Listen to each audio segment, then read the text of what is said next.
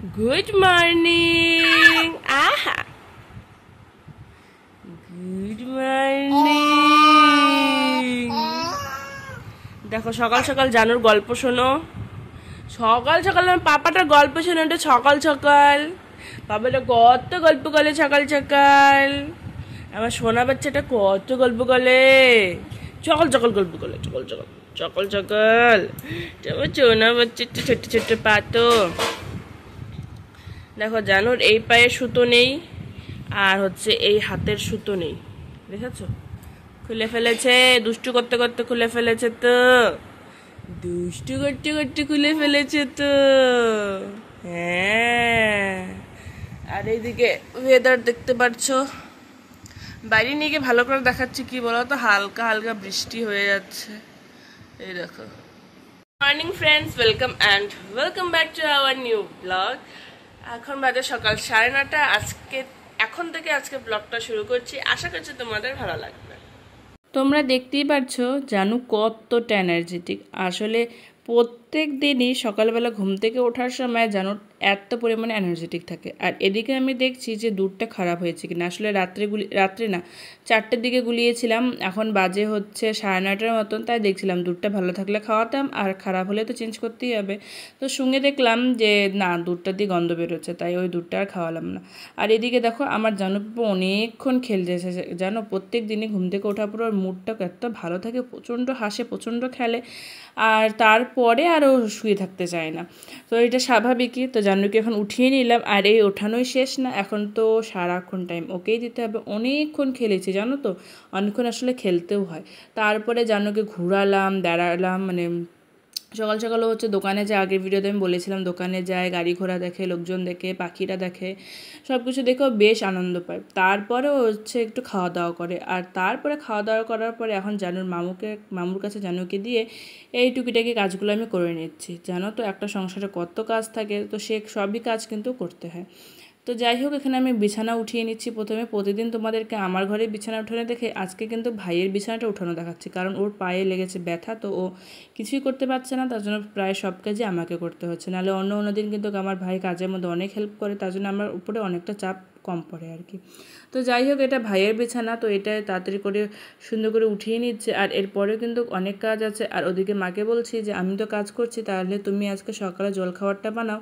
আর সকালে জলখাবারে তো সেরকম কিছুই খাওয়া হয় না, ভারী জিনিস, সেই চা, বিস্কিট, কেক, ঝুরি ভাজা, চিড়া ভাজা, মুড়ি, মানে এগুলোই হালকা ফুলকা জিনিসই খাওয়া হয়।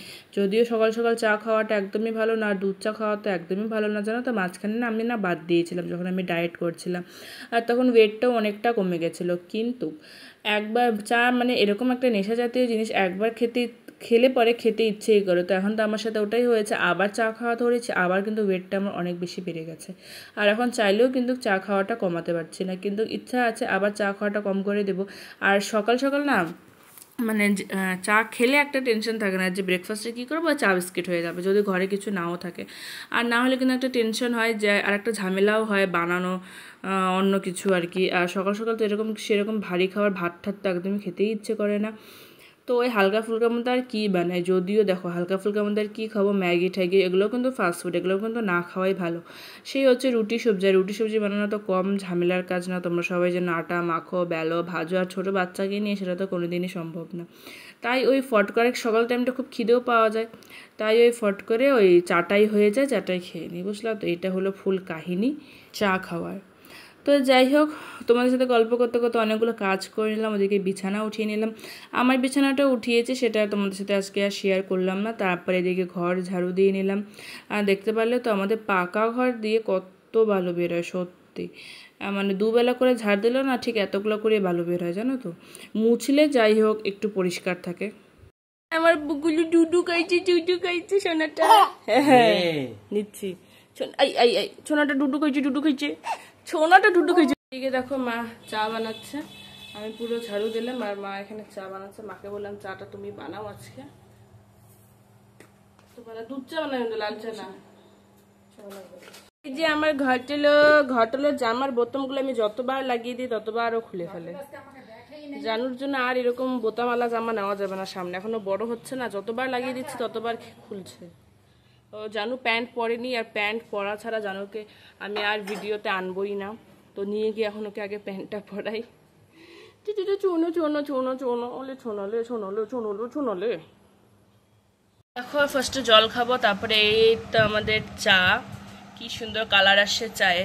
আর কালকে আমি এনেছিলাম এই যে চিড়া ভাজা, এই চিড়া ভাজাটাকে দোকানে দেখেই মানে এটাই ভেবে নিয়েছিলাম যে এটাকে নিয়ে যাবো, চা দিয়ে খাবো। তো কালকে বিকেলে চা খাওয়া হয়নি, তো এটা চিড়া ভাজা চা নিয়ে নিলাম। আর এইদিকে আরও জিনিস আছে, এই দেখো কেক, কালকে মা কেক বানিয়েছিল, এই কেকগুলো আছে। তো এগুলো দিয়ে এখন হচ্ছে চা খাবো।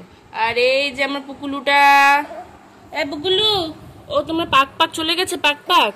এই যে শোনা, এই যে এই যে এই যে পাক পাক, এই যে এই যে এই যে, ওর তো খালি খাওয়া, যেটা পাবে ওটাই মুখে দিবে। এই যে পাক পাক, একটু দেখো এদিকে, দেখেছো?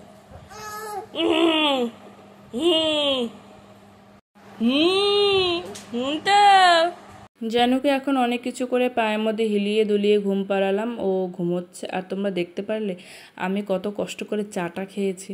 সত্যি মানে ছোট বাচ্চা থাকলে কি করব আর কি না করব। তাও যে জানো ওখানে শুয়ে শুয়ে খেলছিল সেটা কিন্তু একদমই না, ও বারবার উঠে যাচ্ছিল, বারবার হাতে থেকে খেলনা পড়ে যায়, বারবার উল্টা হয়ে যায়, লাস্টে তো থাকলোই না, কোলে নিয়ে চা খেতে হলো। মানে সত্যি মায়ের জীবন কি বলি, হয়তো এর থেকেও আরও খারাপ টাইম চলে মানে আসতে। যাই হোক, এদিকে হচ্ছে বাসন মেজে নিচ্ছি। কালকে কিন্তু মাংস খেয়েছিলাম, তোমরা ব্লগে দেখেছিলে, মাংস রান্না করেছিলাম। তো ওগুলোর বাসন আর রাত্রে মাজা হয়নি। আসলে কি বলো তো, খাওয়ার পরে না একদম আর কাজ করতে ইচ্ছা করে না, সেটা দুপুরে খাওয়ারই হোক বা রাত্রে খাওয়ারই হোক। পেট ভরে খাওয়ার পরে না এই যে পেটে চাপ, এভাবে বসলে তো পেটে চাপ পড়ে, তোমরা সবাই জানো। কিন্তু পেটে চাপ দিয়ে বাসন মাজবো এটা একদমই হয় না। তো তার জন্য আর মাজি না, রাত্রে রেখেই দিয়েছিলাম যে সকালবেলা মাজবো। আর আমি যখন হায়দ্রাবাদে থাকতাম তখন কী করতাম বলো তো, আমি না রান্না করে তারপরে সব কিছু মানে ধুয়ে মেজে নিতাম। জানি খাওয়ার পরে আর মাজতে ইচ্ছে করবে না, আর একটা আলসিও লাগে। তো তার জন্য কী করতাম বলতো, রান্না শেষ হতো না, তারপরে কড়াই হাঁড়ি আরও যেগুলো যেগুলো লাগে আর কি, বার্তন টার্তন সব মেজে ধুয়ে পরিষ্কার করে নিয়ে আসতাম, থালা থুলা সব। আর যেগুলো বানাতাম ওগুলো হচ্ছে গামলার মধ্যে রেখে দিতাম ভরে সুন্দর করে, 2-3টে আইটেমই বানাতাম, তো ওগুলো যে গামলার মধ্যে রেখে দিতাম। বাকি যেগুলো বার্তন হচ্ছে তোমার নষ্ট হয়েছে, নোংরা হয়েছে, সেগুলো ধুয়ে মেজে এনে সুন্দর করে রেখে দিতাম। তারপরে স্নান টান করে ফ্রেশ করার মতো একদিনে যে কতবার স্নান করতে তো হিসাব ছাড়া, স্নান টান করে ফ্রেশ হয়ে এসে তারপরে খাওয়া দাওয়া করতাম। আর খাওয়া দাওয়ার পরে যেটা 2-3টে এঁঠো থালা থাকতো সেটা কোনো দিন হয়তো ধুয়ে নিতাম। থালা ধুতে তো বেশি টাইম লাগে না, বেশি ইস্যু হয় না, দাঁড়িয়ে দাঁড়িয়ে ধুয়ে যায়, আর কোনো দিন রেখে দিতাম যে পরে দেবো। কিন্তু এখানে তো ওটা একদমই হয় না, কারণ হচ্ছে জানুর টাইম মতন আমাকে সব কিছুই করতে লাগে। তো তার জন্য আমি টাইম মানে জানো যখন ঘুমোই তখনই খেতে বসে পড়ি, রান্না হওয়ার পরে আর কি খেতে বসে পড়েছিলাম। আর অনেক সময় তো এরকমও হয় যে খাচ্ছি, মাঝখানে জানু উঠে পড়লো, তারপরে তো শেষ, খাওয়া দাওয়া অতটুকু জানুকে নিতে হবে। তো যাই হোক, আর এখনও যে হায়দ্রাবাদে গিয়ে আমার নিজস্ব রুটিন কি হবে, আমার নিজস্ব রুটিন বলে তো সত্যি কথা কিচ্ছুই নেই, সব জানুর ওপরে ডিপেন্ডেন্ট। ওর যেটা রুটিন আমারও ওটা রুটিন, ও যখন উঠবে আমাকেও তখনই উঠতে হবে, আর কিছু না। আর ও যখন ঘুমোবে আমিও চেষ্টা করি তখন ঘুমোনোর, কিন্তু ঘুমোবো না কাজ করবো না কি করবো, বুঝলে তো, মানে সব কিছু জগা খিচুড়ি। তো যাই হোক, সময় থেমে থাকে না, সময় পার হয়ে যাবে, এরকম একটা সময় চলে আসবে যখন হয়তো আমাকে আর জানুর এতটা প্রয়োজন হবে না, তখন হয়তো আমি আবার ফ্রি হবো, জানুর লাইফস্টাইল মেনটেন করবে, আমি আমার লাইফস্টাইল মেনটেন করব। তো যাই হোক, সময় থেমে থাকে না, সময় তো পার হয়েই যাবে। এই যে এটা প্রথম ঘর মোছা শুরু করলাম, আমাদের তো অনেক কটা রুম, এই ঘরটা মুছতে মুছতে তারপরে হচ্ছে জানো যে রুমে ঘুমোচ্ছে সেই রুমটা মুছতে যাবো। আমি ভাবলাম জানো তো ঘুমোচ্ছে, আমি ফটাফট মুছে নিই, কিন্তু না, গিয়ে দেখি জানো তো ও না উঠে পড়েছে। স্নান করে এলাম, আর কি যুদ্ধটাই না এতক্ষণ হলো। জানুকে ঘর মুছছিলাম, দেখতে পারলে ঘর আধা মুছতে মুছতে জানু উঠে পড়েছে। তারপর প্রথমে উঠে বিছানার মধ্যে খেলছিল, তো ওর সাথে কথা বলে বলে বাকি ঘরগুলো মুছলাম, তাও একটা ঘর মোছাই হয়নি। তারপরে ও আর বিছানায় থাকবে না, ওকে নেওয়ার মতনই কেউ নাই।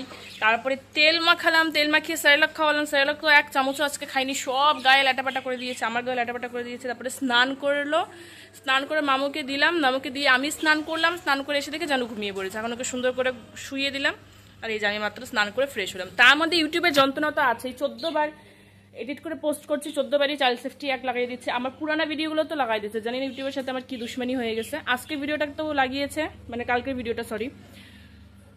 তো আবার ইস্যু করলাম, এবার ফাইনালি পোস্ট হলো ইউটিউবে, তো দেখি এখন কি হয়। তো গাইস দেখাতে আসলাম ওয়েদারটা, হালকা হালকা ঝিরিঝিরি বৃষ্টি হচ্ছে, ক্যামেরার মধ্যে উঠছে না, মা দিচ্ছে পুজো। ঝিরি ঝিরি বৃষ্টি আসছে, কি যে ভালো লাগছে সত্যি। খুব অনেকক্ষণ ধরে আমি ঘরে বসে বসে ওয়েদারটা দেখছিলাম যে বাইরে কি সুন্দর ওয়েদার। চলো এবার লাঞ্চটা একটু সেরে নিই, জানুকে মা নিয়েছে, ওদের খাওয়া কিন্তু শেষ। তো এবার আমি বসে পড়লাম খেতে, এদিকে ব্লগ দেখতে দেখতে খেয়ে নেব। তোমরা কে কোথার থেকে আমার ব্লগটা দেখছো আমাকে কিন্তু কমেন্টের মধ্যে জানাতে পারো, তোমাদের কমেন্ট পড়তে আমার কিন্তু অনেক ভালো লাগে। একটু শোয়ার জন্য আসলাম, বাইরে বেশ একটু বৃষ্টি বৃষ্টি ভাব, অন্ধকার হয়ে যাচ্ছে। কোথায় এখন একটু রেস্ট করব না, দেখো দেখো আরেকজনের অবস্থা দেখো, দেখেছো আবার দেখছে, মাথা উঠায় উঠায় আবার দেখছে। তাহলে এখন তোমরাই বলো কিভাবে রেস্ট হবে? আমার এভাবে দুপুরে একদিনও রেস্ট হয় না।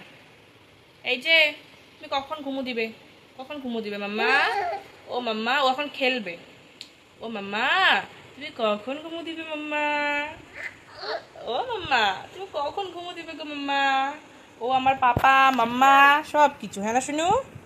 আমি তোমার পাপা মাম্মা সব কিছু। দেখি দেখি মুখটা দেখাও তো মাম্মা। ও মাম্মা, মাম্মা হ্যাঁ গল্প করে, মাম্মাটা গল্প করো।